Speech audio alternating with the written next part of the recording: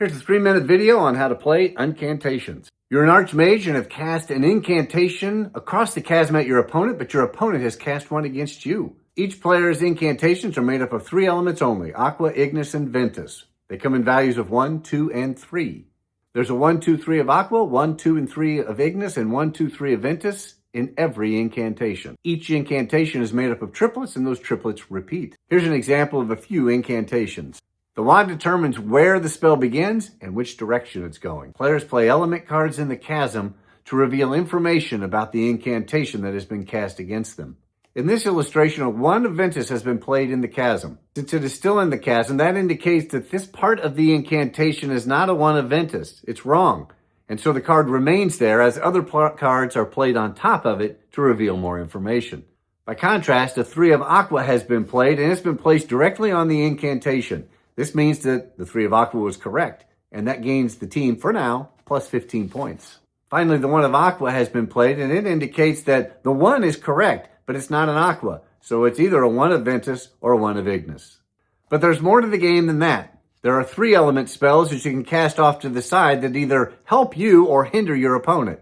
Here's a graphic of those spells if you'd like to pause the video to read them. There are also power cards that add power to your hand. Here's an illustration of those. But that's not all. You can play cards on your opponent's incantation, but you can also play them on your own incantation. You would do that in order to raise your own points or to lower your opponent's points.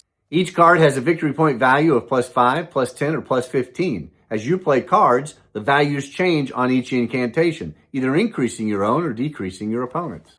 To win Uncantations, you must decipher your opponent's incantation, hence the name Uncantations. But that's not enough. You have to do so with enough victory points to actually win. There are 4 ways to earn victory points: the accumulated total of all the cards that have been played on your opponent's incantation, earning the spell identified card, earning the total incantation card, and you get 10 points for every 3 element spell still intact at game's end.